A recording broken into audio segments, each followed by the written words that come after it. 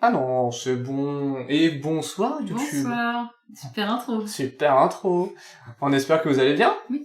On se retrouve pour aléatoire spécial Diamant d'Or. Diamant d'Or, c'est quoi? C'est une récompense. Oui. C'est des prix. C'est une élection du meilleur jeu expert par une petite vingtaine, trentaine de personnes. C'est ça. Une association du coup qui ne joue qu'à des jeux experts, j'ai l'impression. Plus que nous apparemment. Plus que nous.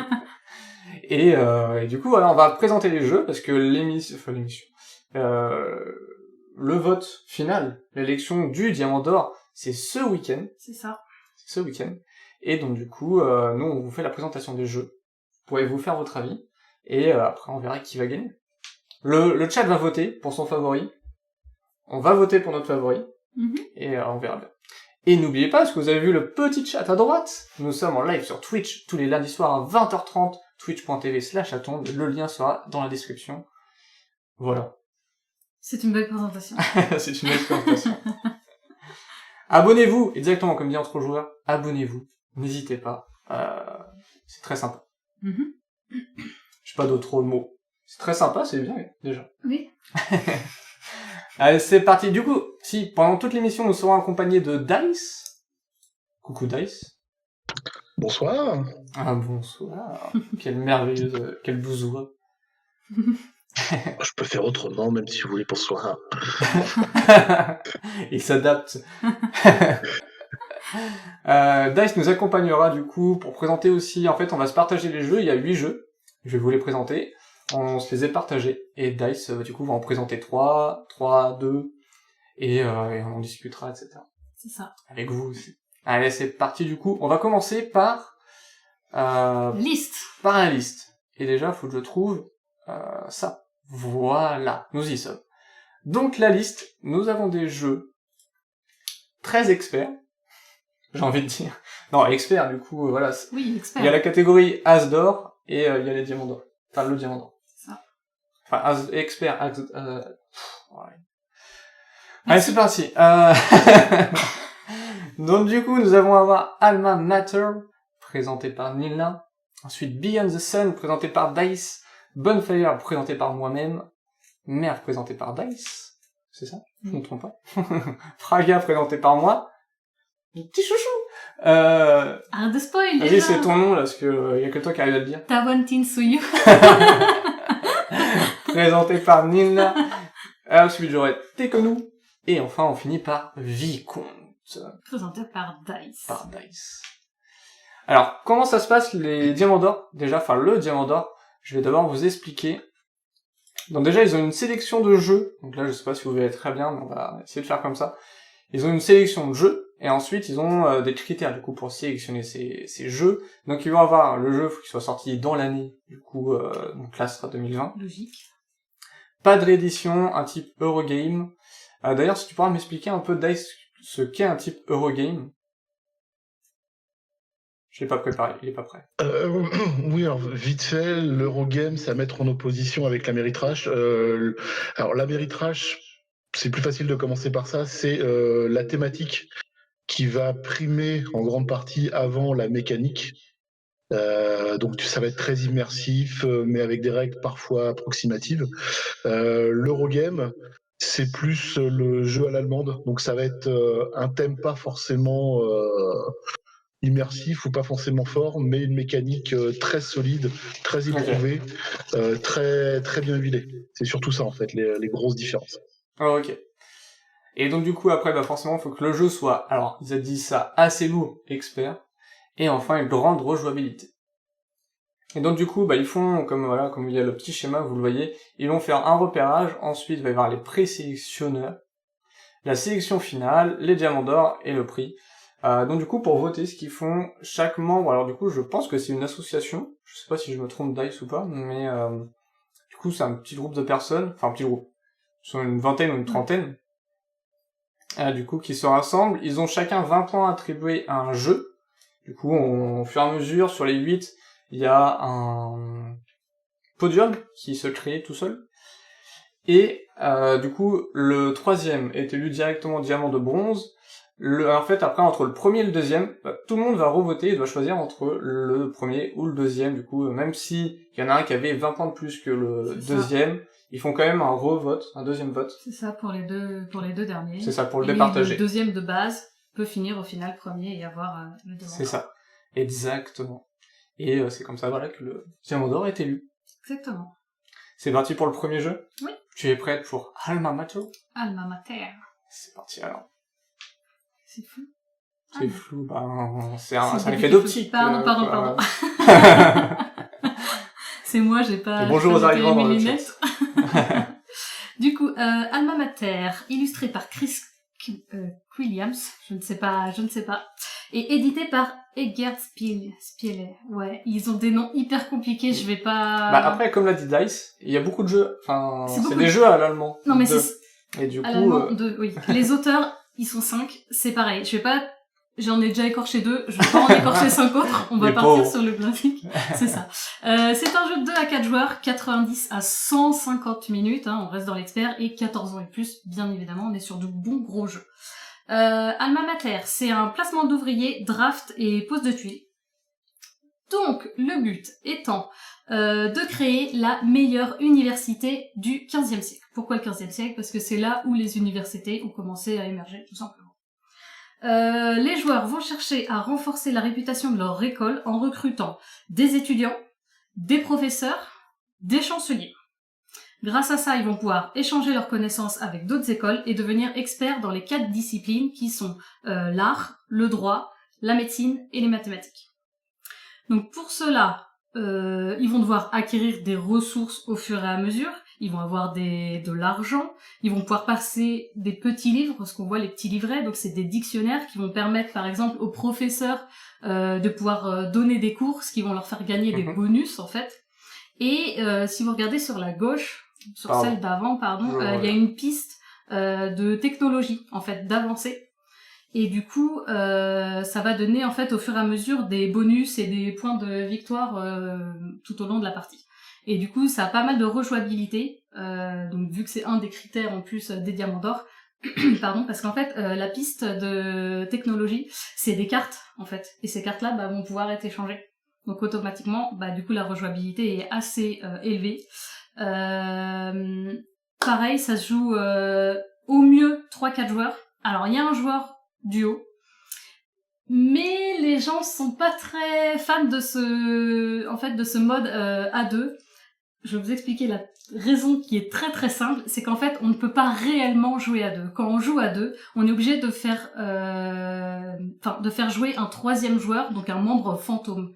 Donc si nous jouons tous les deux, va falloir quand même qu'on fasse vivre un troisième joueur aléatoirement, parce que quand on va poser des meeples à certains endroits pour aller recruter par exemple des élèves, des étudiants ou alors des professeurs, on va poser ce que vous voyez dans les petits ronds gris, et à ces endroits-là, il peut y avoir aussi d'autres meeples de d'autres personnes. Ouais. Et du coup à 2, ça tourne pas assez, donc ils sont obligés d'avoir un troisième joueur fantôme qui va permettre de pouvoir avancer sur ça. Ok, c'est vrai qu'on a en plus le retour en direct d'entre joueurs qui dit exactement la même chose. Alma Mater, ma grande déception, vient du mode de joueur avec un troisième joueur, un troisième IA, un fantôme. C'est ça, exactement, un joueur fantôme. Qui bloque un peu la chose. Exactement. Après, du coup, moi, quand même, la thématique me plaît. Moi aussi, il me branche vraiment bien. Tu peux quand même beaucoup développer de... Petit chat. De petits chats? Non, pardon. Il y avait un chat derrière. T'as quand même pas mal de bonus, etc. Là, c'est les petits livres de couleurs suivant les thématiques, et en plus on va avoir du coup une bibliothèque, donc ça va être notre petit plateau individuel où du coup on va pouvoir poser nos élèves, nos professeurs, justement ça fait partie. La bibliothèque, ça porte bien son nom, on va pouvoir poser des petits dictionnaires, des petits livres dessus, pouvoir se les faire acheter ou revendre, etc. par rapport aux autres. Du coup il faut bien jouer entre écoles pour pouvoir avancer et être le meilleur et avoir la meilleure université. Moi j'aime beaucoup quand même le design, etc. Ouais, les cartes, avec les petits livres là. Je trouve ça très marrant. Même si tu vois que tout est misé sur les livres. Beaucoup de choses avec les livres. Mais non, franchement, je trouve la thématique très sympa. Moi aussi, j'aime beaucoup. J'aime beaucoup, mais effectivement, pas en duo. Le duo, apparemment, c'est ça, est du coup, bien ça recalé. bloque un peu, parce que nous, bah, c'est un peu comme entre joueurs, on va surtout y jouer à deux. Exactement. Bah, surtout dans cette période. Donc, ouais, effectivement. Ok, bon, bah, écoutez. On va passer au deuxième. Et le deuxième, c'est Beyond the Sun, et ça va être à 3 dice. Oui, alors Beyond the Sun, c'est un jeu pour 2 à 4 joueurs qui se déroule en 1 heure, 2 heures annoncé. C'est le premier jeu de Denis Chan et qui est illustré par Frank Wowinkel, qui a illustré des jeux comme Eldorado, Clank, 6 qui prend, donc assez éclectique, on devrait dire. Le principe du jeu, en fait, bah, c'est un jeu de civilisation spatiale qui a pour originalité, en fait, où les joueurs vont décider de développer divers progrès, puisque le plateau de jeu principal, c'est un arbre technologique où les joueurs vont développer peu à peu leur technologie. Après, c'est un système classique, on va dire, de jeu à l'allemande, comme on en parlait tout à l'heure, où le but va être de réaliser le plus de points de victoire par le biais des actions qu'on va faire. Voilà, un tour de jeu, c'est je réalise une action parmi diverses actions, comme coloniser un système, automatiser la production, rechercher de la technologie. Ensuite, il y a toute une phase de production qui va permettre soit d'acquérir du minerai, soit d'échanger des ressources, soit d'augmenter sa population. Et la troisième phase de chaque manche, c'est de vérifier si oui ou non on a rempli ses objectifs. En sachant que remplir un objectif, ça n'est pas une option. À partir du moment où il est rempli, on est obligé de le valider.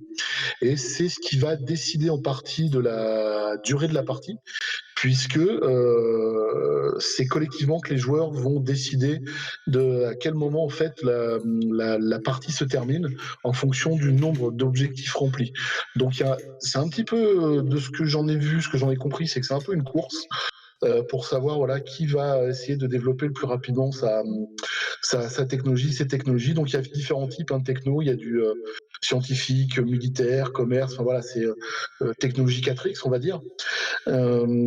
Et ça, ça a l'air d'être un jeu simple sans être simpliste, comme on pourrait le dire. Moi, voilà, je l'ai surtout vu tourner, je ne l'ai pas encore vraiment testé. J'ai découvert qu'il était sur BGA, sur Board Game Arena en bêta. Donc il y a moyen de le tester pour ceux qui le veulent. Et voilà, j'ai rien de plus à dire dessus. À part qu'il est assez austère, je trouve, moi personnellement, en termes de design. C'est vrai qu'il fait assez. La définition de tout à l'heure, il fait très Eurogame, quoi. Voilà, le jeu en lui-même, il fait pas forcément immersif dans sa thématique. Par contre, au niveau mécanique, il a l'air assez huilé. Donc voilà, c'est à voir ce que ça donne. J'espère pouvoir le tester, si possible, cette semaine, pourquoi pas. J'allais dire exactement la même chose. C'est vrai que le plateau fait très pas vide, mais en tout cas t'as pas grand chose quoi. Et c'est limite. Ouais, c'est ça. Limite pas utile parce que j'ai l'impression que c'est du placement de cartes du coup et. C'est plus c'est du un pion pour une action. Je choisis dans différents types d'actions. J'ai une multitude d'actions disponibles. Je vais en faire une parmi toutes celles qui sont à disposition. Soit des actions sur son plateau de jeu, soit des actions sur un plateau commun. Voilà, à première vue, ça reste assez classique. Après, bon, c'est pas parce que c'est classique que ça n'est pas bon. Je me permettrai pas de le dire étant donné que je l'ai pas testé, mais voilà, ça a l'air d'être du classique. Pour qu'il soit sélectionné au Diamant d'Or, c'est que il le mérite très certainement. Par contre, à l'heure actuelle, le jeu n'est qu'en anglais, il est en rupture un peu partout. Donc, voilà. Ok. Bon, bah, écoute, à voir ce que ça va donner. On va passer à Bonfire.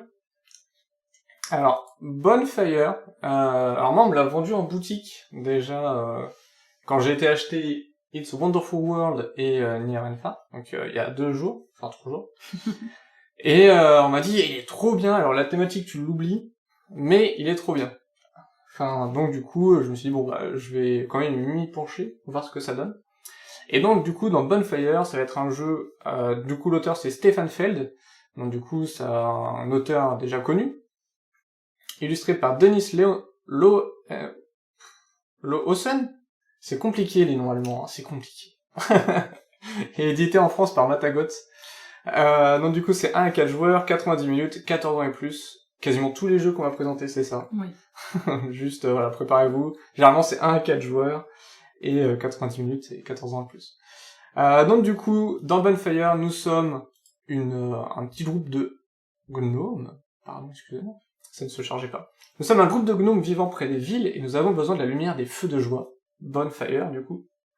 Et ils sont éteints car les gens profitaient de ces feux de joie pour leur profit personnel. Et donc du coup, les gardiens, ceux qui gardaient ces feux de joie, ont décidé de partir et en éteignant avec eux les feux de joie. Et du coup, le but de Bonfire, ça va être d'avoir notre ville de gnomes, et donc d'aller chercher, enfin de faire des tâches pour ramener les gardiens avec nous et rallumer les feux de joie. Donc du coup, celui qui va gagner du coup la confiance des gardiens, donc là on voit par exemple les gardiens c'est avec les petits pions jaunes, et les bateaux sont les joueurs. Donc nous allons avoir plusieurs actions. Si tu peux me trouver une photo... non, vas-y ça, j'ai regardé. Donc ça va être un obélisque. Pas un obélisque, c'est un autre jeu ça. Bref, donc du coup c'est comment il pouvait appeler ça, un pylône du coup qu'on peut diriger.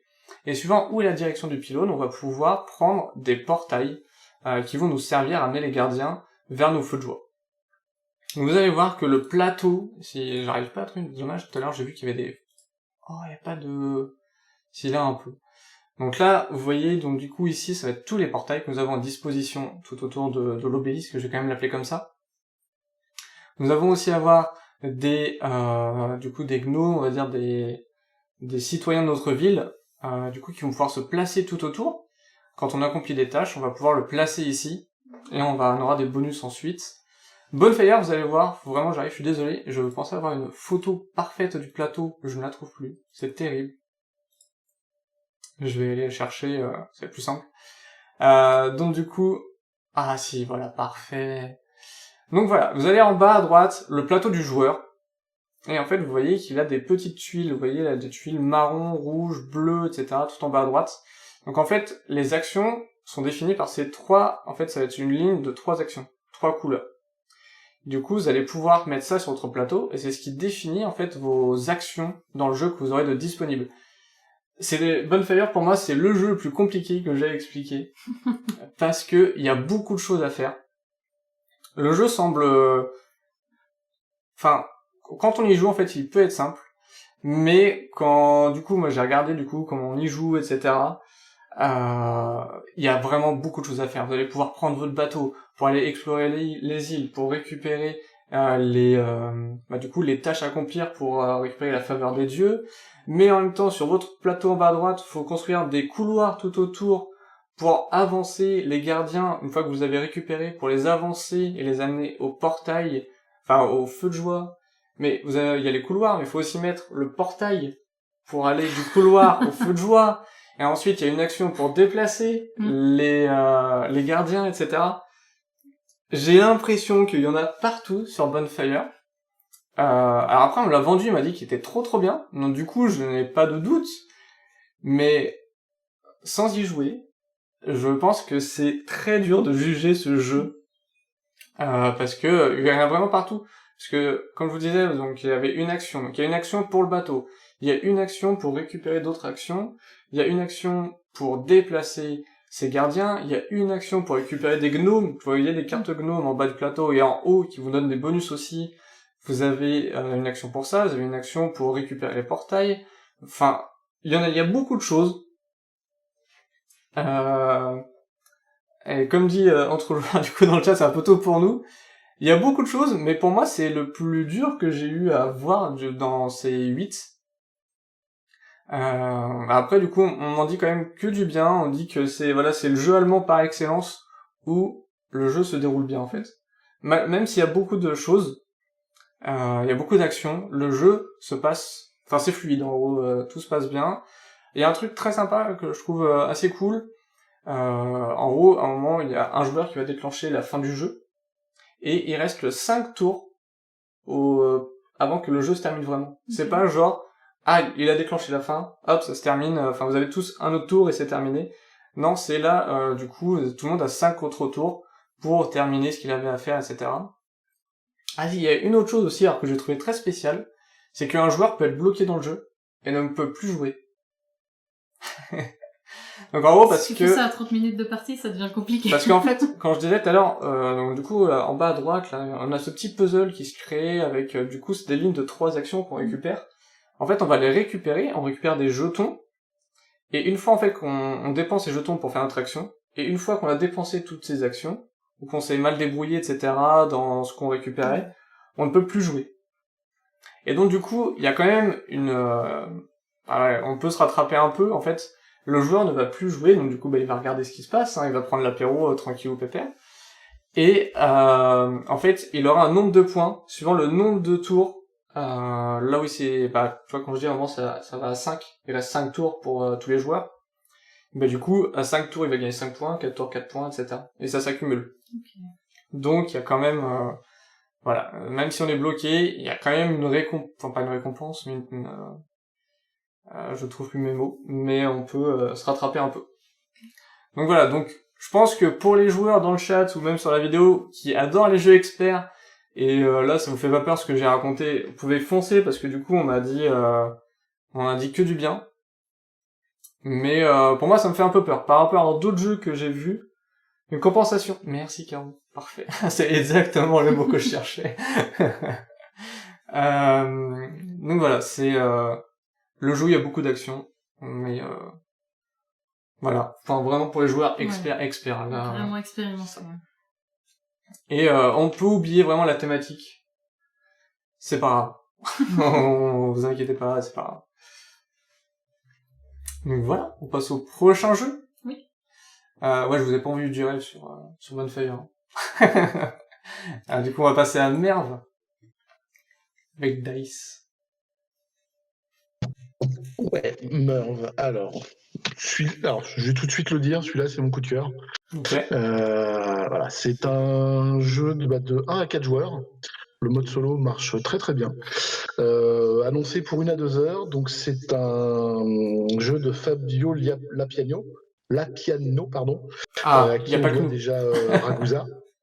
Et illustré par Yann O'Toole. Bon, déjà, rien que ça, moi, ça me parle. C'est lui qui a illustré quasiment tous les Lacerda, Galéris, Stonemar, Sisboa. Donc, Lacerda, ce sera peut-être pour une autre émission directement, mais c'est du gros jeu aussi expert, mais assez exceptionnel, avec une forte thématique. Donc Merv en lui-même, qu'est-ce que c'est? C'est simple, on se retrouve à la fin du XIIe siècle en Asie centrale et on prend le rôle d'un marchand qui va influer dans la ville de Merv. Donc Merv, c'est une ancienne ville qui a été éliminée, qui a été détruite par les Mongols à cette période-là, et qui était principalement située sur la route de la soie entre la Chine et l'Europe. C'est d'une ville dans laquelle il y a tout plein de marchandises qui circulaient. Donc le jeu actuellement est en anglais et devrait sortir en français chez Atalia prochainement. Donc la mécanique en elle-même du jeu, c'est que l'on va jouer un nombre de tours défini, donc c'est 12 tours, si ma mémoire est bonne. Et à chacun de ces tours, on va avancer son pion sur une ligne en haut horizontale. On va faire une des actions définies. Puis, une fois que tout le monde aura fait, ce sera placé sur une des cases du haut. Ça va déterminer l'ordre du tour suivant. Ensuite, on va se placer sur la colonne verticale et l'on va faire l'une des actions indiquées sur la ligne. Au niveau, sur le plateau central, au niveau des intersections, on va pouvoir construire des murs, faire des dons à la mosquée, vendre des marchandises, fabriquer des bâtiments, etc. Les murs que l'on construit vont permettre d'empêcher les invasions mongoles qui arrivent régulièrement, ce qui nous fait marquer des points de victoire. Le jeu en lui-même, vraiment, alors, déjà, je le trouve superbe visuellement. Il peut paraître chargé. Moi, je trouve que par rapport à celui qu'on a vu avant, moi, je trouve vraiment il est pur au niveau beauté. C'est coloré, mais juste ce qu'il faut. La mécanique est vraiment très simple en termes de jeu. Et voilà, le but va être de ramasser le maximum de points. On connaît la durée de la partie. Il y a énormément de retournements de situation. Et voilà, moi, j'ai du mal à expliquer clairement, parce que le jeu en lui-même vraiment est très accessible pour un jeu expert. Les règles sont finalement très simples. C'est j'avance mon pion, je fais une action. À la fin de la manche, quand tout le monde a avancé son pion, on voit les points qui ont été engagés, on décide du premier joueur, on réavance, on refait une action, et on fait ça pendant 12 tours. Et à la fin des 12 tours, celui qui a le plus de points remporte la partie. Et les points vont être grappillés à différents endroits, sur différentes pistes, et on va pouvoir, alors j'ai fait un début de partie, et c'est vrai qu'il y a possibilité justement d'optimiser, de changer de direction d'un coup pendant la partie si on voit que ça se passe mal d'un côté. Donc on n'est pas à l'abandon, on n'est pas délaissé dès le premier tour en se disant bon bah ça y est c'est raté. J'ai plus qu'à rentrer chez maman pour finir de jouer. Donc voilà. Pour moi, c'est vraiment mon coup de cœur. Je le trouve vraiment sur tous les jeux du Diamant. Pour moi, il mérite au minimum une 3e place. Voilà, dans le truc des Diamants. Voilà. C'est dit. C'est vrai qu'il a l'air beau. Moi, franchement, je trouve le plateau très joli, très sympa. Et ouais, ça fait pas trop chargé, non, franchement. Comme tu dis, par rapport à Bonfire, il est assez... Ouais, et puis même, vous allez voir le prochain qui va arriver, il est aussi chargé. Mais non, je le trouve très sympa. Et ouais, moi, ça me tente. Je le trouve pas mal aussi. Et donc, pour toi, ce serait une 3e place minimum pour Merve. C'est ça. Okay. En sachant, c'est de 1 à 4 joueurs, et j'ai vu tourner des parties solo, et ça tourne très bien. C'est-à-dire l'automa est très bien fait. Je crois qu'il a été développé par David Turci, l'automa. Donc c'est un des spécialistes des automas solo. Donc voilà. Ouais, ok. Et c'est vrai que comme tu disais que quand tu commences et que tu dis mince là du coup c'est mal parti pour ça, tu peux vite changer de direction. C'est pas mal ça. De ce que j'en ai vu, de ce que j'en ai vu, ouais. C'est autant toi, ce que je mettais sur le chat, Bonfire pour débuter, on va dire, dans les gros jeux experts, c'est de quoi traumatiser quelqu'un. Celui-là, je dirais que c'est peut-être il est déjà plus abordable pour débuter dans les jeux experts, sur des parties un peu plus longues pour découvrir ce genre de jeu. Bah, surtout que Bonfire aussi, c'est un retour que j'avais, c'est que en fait dès le début t'as une action à faire qui peut décider ton chemin pour toute la partie du coup derrière. Donc effectivement. Mais ça, voilà. Bon, moi c'est le genre de jeu que j'ai un peu plus de mal, où t'es focalisé sur une partie, si ça tourne pas, t'as qu'à voir les autres devant, quoi. Ok. Bon bah c'est noté pour Merve, minimum 3e. On verra bien. Verdict semaine prochaine. C'est ça. Et donc du coup, on va passer à mon chouchou, qui s'appelle Praga Caputrini. Le test PCR, pour certains, c'est la petite blague. Auteur, c'est Vladimir Tsuchi. Illustré par Milan Vavron et édité par Delicious Games. 4 joueurs, 90 minutes, 12 ans et plus. 12 ans et plus, attention, 12 ans et plus. Alors moi, du coup, ce jeu m'a fait... Alors là, du coup, voilà, donc là, vous voyez le plateau, on va essayer de me le trouver après. Moi, j'ai l'impression de retrouver du Carcassonne, je sais pas pourquoi, sur le terrain en bas. Ça m'a fait beaucoup penser à Carcassonne, mais juste dans... Ah, quel dommage. Juste dans le design, voilà. Donc, je vais passer là-dessus, parce que ça, c'est une partie qui m'intéresse. Enfin, moi, c'est un des points forts. Donc voilà, je vais vous raconter un peu l'histoire. Donc dans Praga Caputrini, les joueurs jouent le rôle de riches citoyens qui entreprennent divers projets de construction dans la Prague médiévale. En augmentant leur richesse et en participant à la construction, ils gagnent les faveurs du roi. Donc on se retrouve donc avec un plateau très fourni. On va essayer de le trouver comme tout à l'heure. Donc ça va être le plateau du joueur. Donc toi tu vas déjà avoir un petit plateau comme ça, avec 2 petits trous, et en dessous la production. Alors là on va avoir la production des pierres et de l'or, et une petite roue à tourner, etc. Très sympa. Donc ici nous avons le mur de la faim et la cathédrale. Alors pourquoi ça s'appelle le mur de la faim ? c'est que à l'époque, en fait, le meilleur moyen de gagner de l'argent, c'était aller au mur de la fin, pour taper des cailloux, et tu gagnais de l'argent, facilement, on va dire. Ok. Donc t'as le mur de la fin et la cathédrale, où on va pouvoir faire aussi des actions. Hop. Alors, je te tourne sur le pro. Magnifique photo. Décidément, ils veulent pas nous montrer le plateau, hein. Ah, là, c'est pas trop mal, c'est pas trop mal.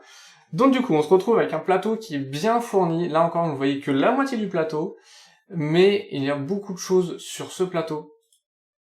Je vais pas réussir à le trouver, donc là, on va passer sur ça, sur cette partie-là. Donc vous voyez qu'à gauche, il y avait déjà le mur de la fin, la cathédrale. Ici, nous avons la roue des actions, on va l'appeler comme ça. Donc ici, on va avoir en plus une mécanique de puzzle assez sympa pour chaque joueur. Donc là, la roue des actions, en fait, quand vous allez commencer votre tour, vous allez prendre une petite tuile jaune, vous voyez, qui dépasse de la roue ici. Suivant là où vous la prenez, par exemple dans la zone rouge, vous allez piller quelque chose, dans la zone verte, vous ne pillez rien, dans la zone bleue, vous allez gagner des points de victoire. Donc, en fait, vous allez prendre votre action, vous la jouez, donc il y a 2 actions sur une tuile, et vous choisissez l'une des 2. Quand vous prenez la tuile, du coup, vous faites votre action, et une fois que votre tour est terminé, vous allez replacer la tuile dans la roue, et tourner la roue. Du coup, au fur et à mesure, les tuiles vont avancer, etc. Et donc, jusqu'à aller, ça se trouve, vous vous dites, ah bah tiens, j'aimerais bien gagner quand même des points de victoire avec celle-ci, on va attendre qu'elle tourne, etc. Mais après, il y a un collègue qui pourrait vous l'appliquer.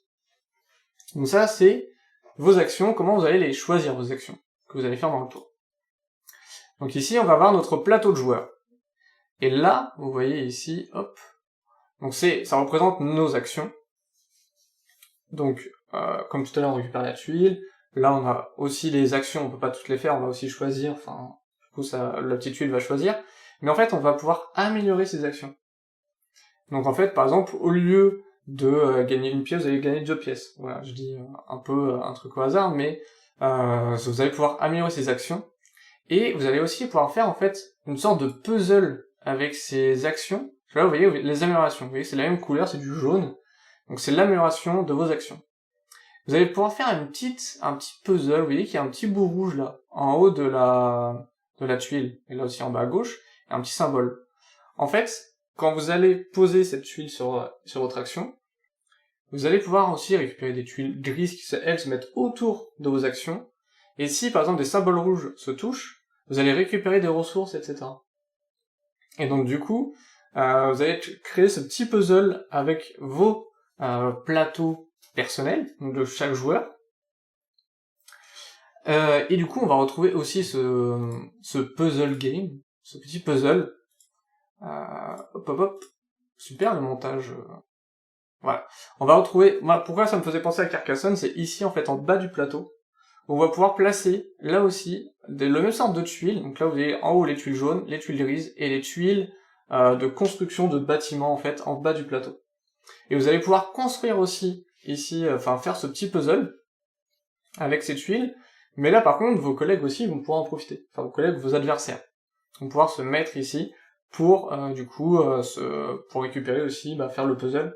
Vous mettez une tuile, eux se mettent juste à côté pour récupérer. Donc il y a ça, il va y avoir aussi ce petit fleuve, ainsi que le pont, qui a été construit avec des œufs. C'est pour ça que dans le jeu, vous allez pouvoir récupérer des œufs. Et en fait, c'est qu'à l'époque, les œufs étaient très importants, ça a permis de construire le mur. Enfin, le pont, qui est toujours là. Donc du coup, vous avez aussi une action d'aller sur le pont, en fait, d'aller de plus en plus proche du pont, puis d'aller sur le pont, et de construire le pont, tout au long de la partie. Donc vous avez la cathédrale, comme je vous le disais, le mur de la fin, donc ça, c'est différentes actions que vous avez, tout ça. Et, je ne sais plus ce que je voulais dire.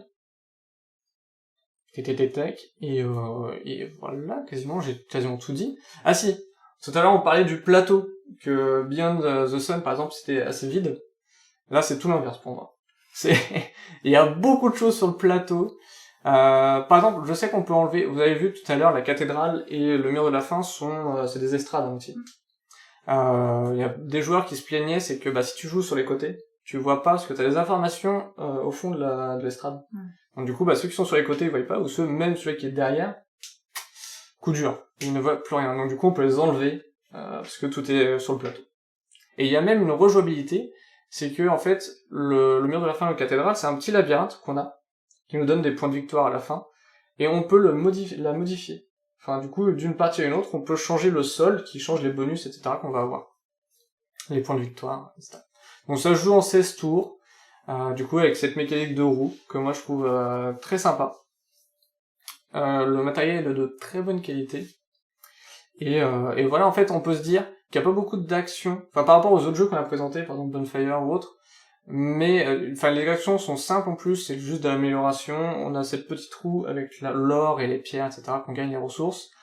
C'est assez simple, mais en fait, il y a quand même beaucoup de choses à faire, beaucoup de stratégies où aller, etc., et on peut tester plein de stratégies différentes.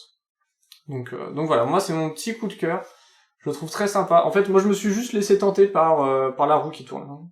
J'ai vu ça, j'ai fait, ok, c'est mon jeu, c'est vendu. Donc non, je le trouve très sympa. Du coup, on va passer à... Je ne dirai pas. Je ne le dirai pas. Parenting Suyu. Petit gros jeu, hein, comme les autres. Auteur David Turski. Illustré par Monsieur Scop et Monsieur Umglerter. Et édité par Borton Dice. 1 à 4 joueurs, pareil. 60 à 120 minutes. Il peut être un petit peu plus léger que les autres, où c'était du 90 ou 120 minutes minimum, et 14 ans et plus, bien évidemment. Ça reste également du placement d'ouvriers, draft et gestion de main. Donc on a quand même un plateau moins chargé que les autres. Ouais, mais très sympa. Moi, je sais pas, Ouais, le pentagone au milieu est plutôt bon. Stylé. Moi, je vous dis, il y a pas grand chose qui me fait vendre des jeux. Hein. Moi, c'est bon, là, je suis conquis déjà. Hein. Allez, dis-moi tout. Donc, du coup, on incarne un noble Inca, parce que c'est l'Empire Inca. Le but étant de rassembler des habitants du village environnant, donc il y en a 4, et utiliser leur capacité unique pour pouvoir placer stratégiquement là où on pourra accomplir en fait des grandes tâches pour du coup le chef, donc nous. Et du coup le but étant de gravir les marches du temple du soleil. Donc ce joli pentagone au centre. Donc on va pouvoir construire des structures qui vont à la fois nourrir notre peuple et en même temps nous procurer des avantages dont les autres ne disposent pas en fait. Donc ce sera unique à nous. Et on va pouvoir rassembler une armée et partir à la conquête des villages qui sont aux alentours. Et le but étant de devenir le grand Sapa Inca, donc le chef des Incas. Est-ce que tu peux montrer peut-être le pentagone en plus près? J'ai mal cliqué. Ça arrive à tous. Ça arrive à tout le monde. Comme ça? Ça aurait été mieux, un peu plus grand, mais si on ne peut pas faire mieux. Ok. Les chefs, du coup, vont se placer tout en haut du temple. Et nous, en fait, avec nos petits meeples, il va falloir qu'on prenne des cartes. Donc, il va y avoir des cartes armées, pour ce qu'on avait dit, pour aller voir les villages extérieurs. On va avoir aussi des cartes dieux, où on va avoir des petites runes sur le pentagone qui vont nous donner des avantages. Et en fait, à chaque fois qu'on va poser, par exemple, un meeple pour pouvoir récolter des ressources, on a toujours un coût, en fait, de placement. Donc, à chaque fois qu'on va poser, ça va nous coûter en placement. Rien que le poser nous coûte déjà. Et en fait, si on est tout en bas du temple, et du coup, on va devoir payer plus parce que, il va falloir payer en nourriture, il va falloir lui donner beaucoup de nourriture pour qu'il puisse gravir les marches du temple, mais en même temps si on se trouve aussi trop éloigné de notre chef, ça va aussi nous coûter. Donc il va falloir vraiment faire attention au niveau des ressources, et après c'est un système de ressources où quand on se met sur un meeple, on va pouvoir prendre celles qui sont adjacentes à une ressource près à côté. Mais c'est un petit jeu qui a l'air sympa. Alors après, j'ai pas plus de détails parce que je ne connais pas le jeu, j'ai pas pu le tester. Je ne sais pas s'il est sur BGA, je pense pas. Je ne pense pas non plus. J'aurais aimé le tester pour pouvoir vous donner un peu plus de détails là-dessus. Mais le jeu a l'air plutôt sympa. Petit jeu. Et du coup, il a l'air plus simple en mécanique, non? C'est pour ça, en fait, que je dis un petit jeu parce qu'il est quand même plus simple que ce qu'on a pu voir avant. Déjà, le plateau est beaucoup plus épuré. Oui, clairement. T'as beaucoup moins de choses, tu te dis, t'as juste le truc central. Et le système d'action, en fait, est quand même plus j'ai l'impression qu'il a l'air plus limité que les autres FIFA.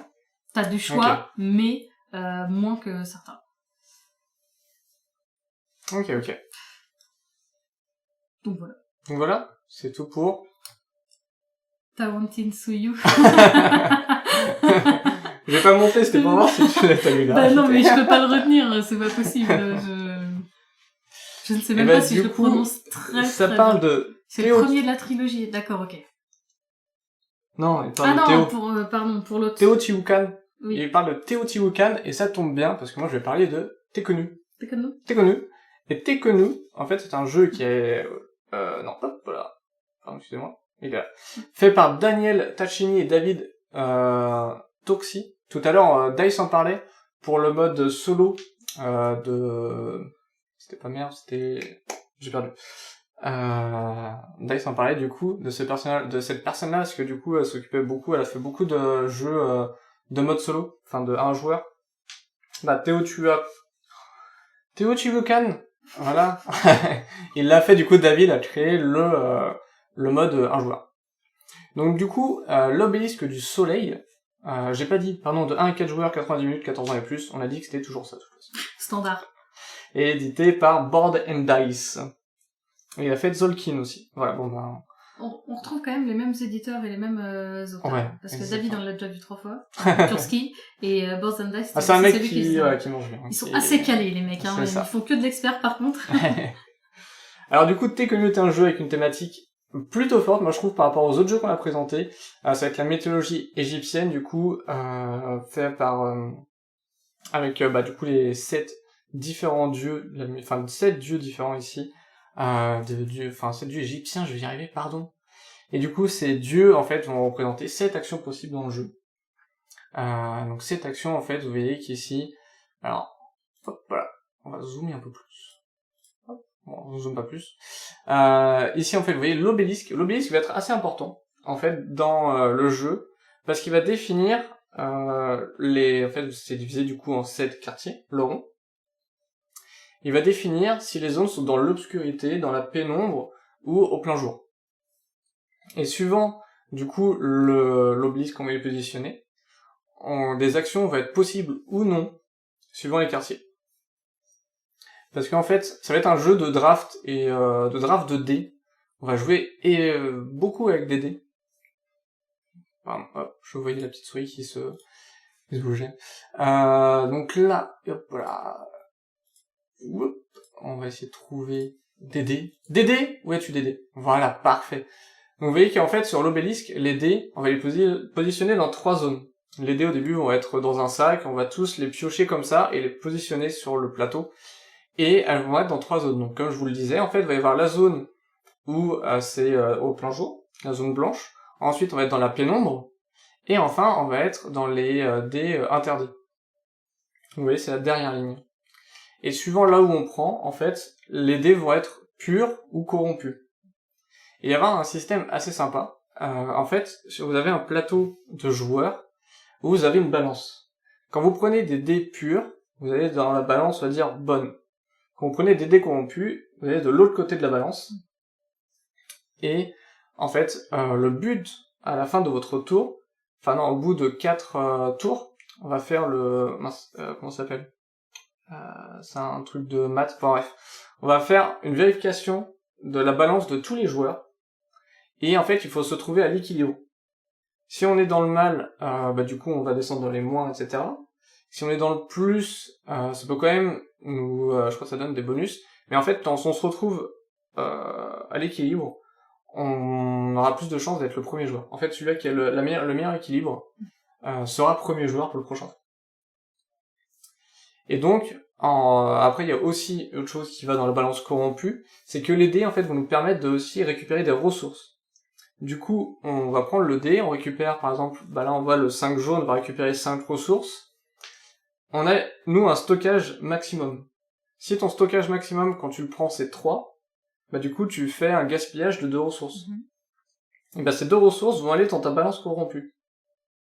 Et c'est là, en fait, où t'as toute la mécanique où Tekkenu se joue beaucoup, c'est sur cette balance. Voilà, parfait. Donc à gauche, vous avez la production, donc votre réserve, vous voyez 2, 3, 4, 5, 6. Donc là, voilà, c'est notre réserve, là, le maximum qu'on pourra avoir. Et après, vous avez la balance entre le pur et le corrompu. Donc c'est là où ça sera très important de faire attention. C'est une grosse mécanique du jeu pour définir qui sera le premier joueur. Et du coup, quand t'es le premier joueur, t'as forcément plus de choix dans les dés, etc. Ouais. Donc ça peut être très important parce que on peut se retrouver quand même bloqué, par exemple, si on n'a pas le dé qu'on souhaite. En tout cas, il est dans une zone par rapport à l'obélisque qui nous arrange pas. Et du coup, on peut être bloqué. Donc ça peut être cette mécanique est très importante.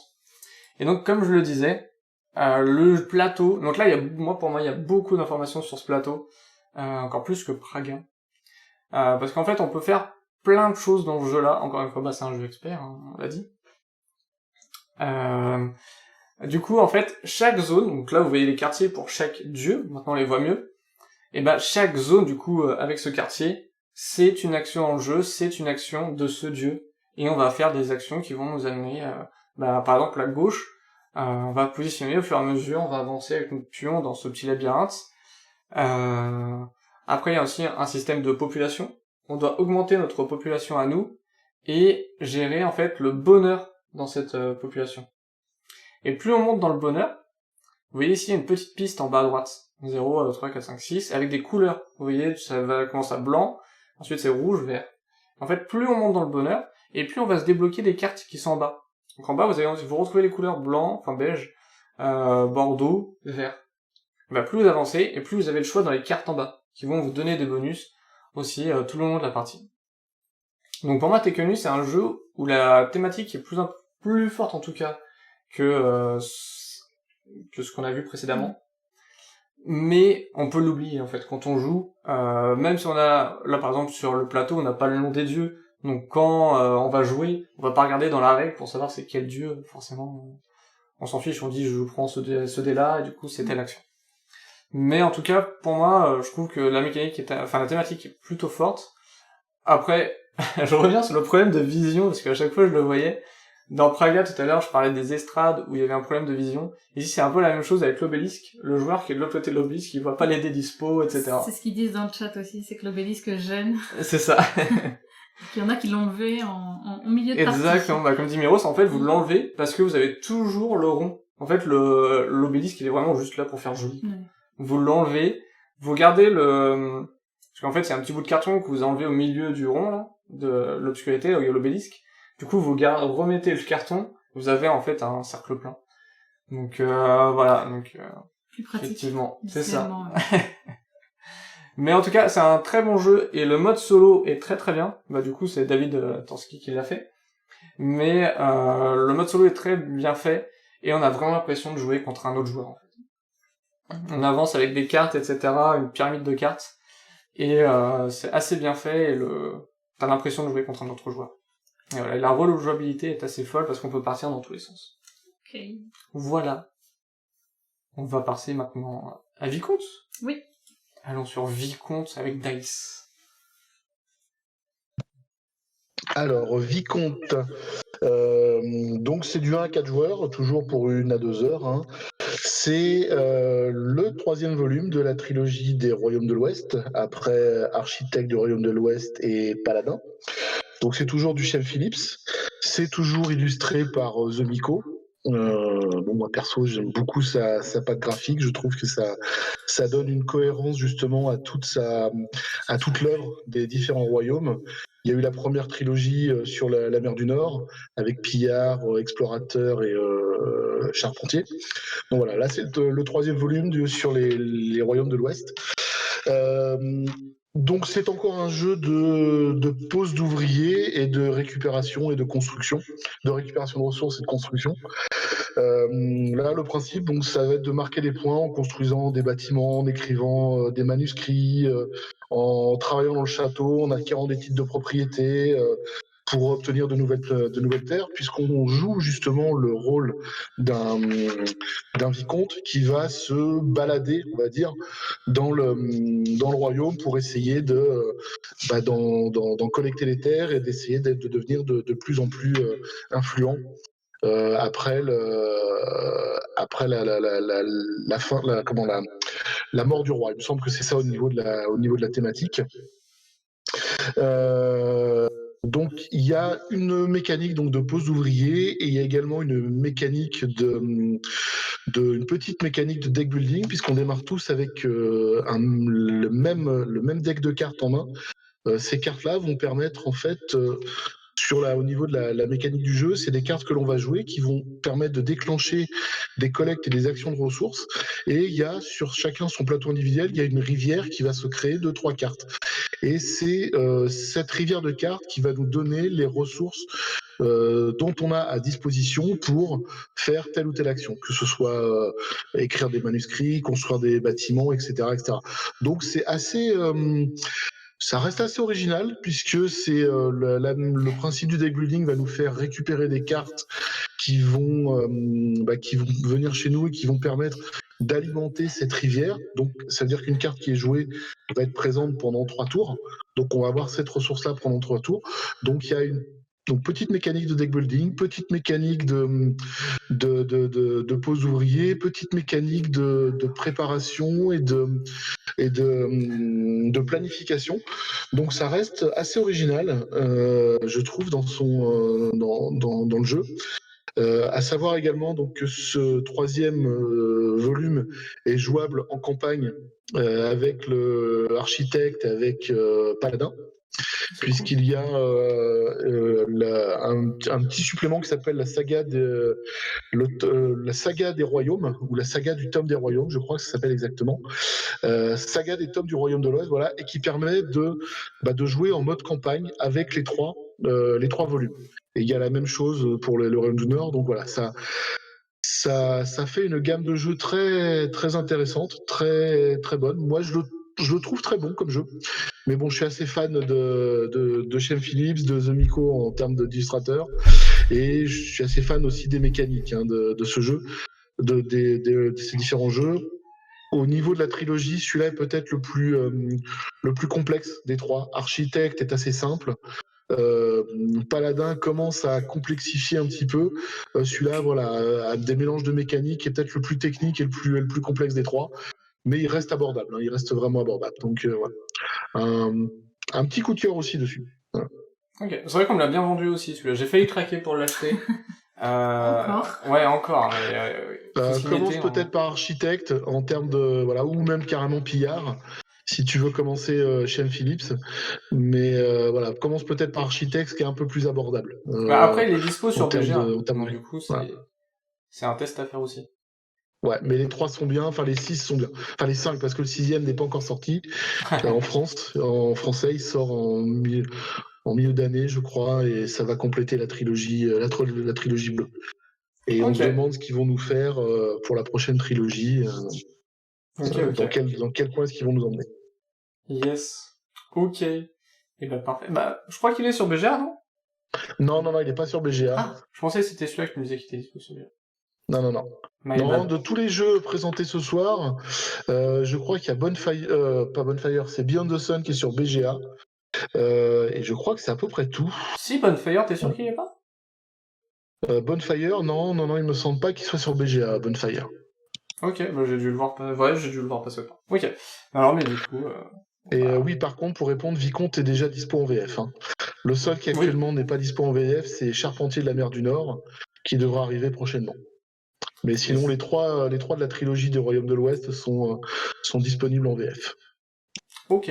Bon, écoute, je pense qu'on a tout dit. On va repasser vite fait sur la sélection.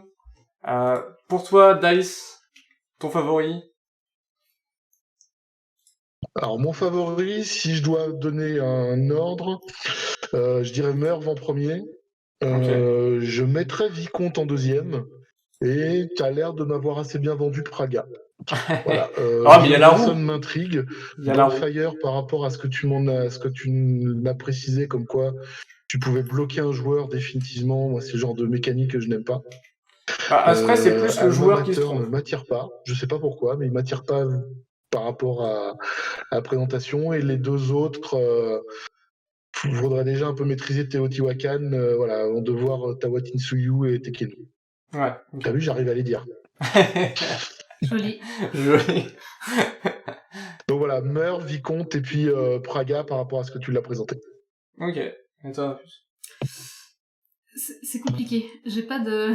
Parce que moi, de base, c'est des jeux experts. Donc, c'est des jeux experts vrai, et c'est des jeux longs. Donc, c'est pas Ouais. du tout, de base, ma catégorie. Donc, je pense que je vais pas mentir. Je vais pas me prononcer là-dessus. Parce que... Aucun. Bah, Ah, non, mais disons- il y a des thématiques qui me plaisent. Mais, je me base, en fait, uniquement sur la thématique. Parce que quand je vois que c'est du expert, à partir de là, je vais vite être larguée. C'est pas du tout mon... Ouais. C'est pas ma cam. On va dire ça comme ça. N'hésitez pas dans le Après, chat. il Hein. ne faut pas avoir peur de la durée, puisque c'est vrai que quand on annonce 2 heures, 3 heures, ça peut paraître impressionnant. Si le jeu plaît, si la mécanique te plaît, si t'es immergé dans le jeu, tu vois pas le temps passer. Ouais. Alors, Clairement. effectivement, parce que... Ah, regarde Nirenfar. Oui, Nirenfar, et même... C'est pas un jeu expert, mais il est et quand même, même mine long. de rien, Abyss est long aussi. Mais, bah, si vraiment je devais en choisir un, je prendrais Alma Mater juste pour le côté université.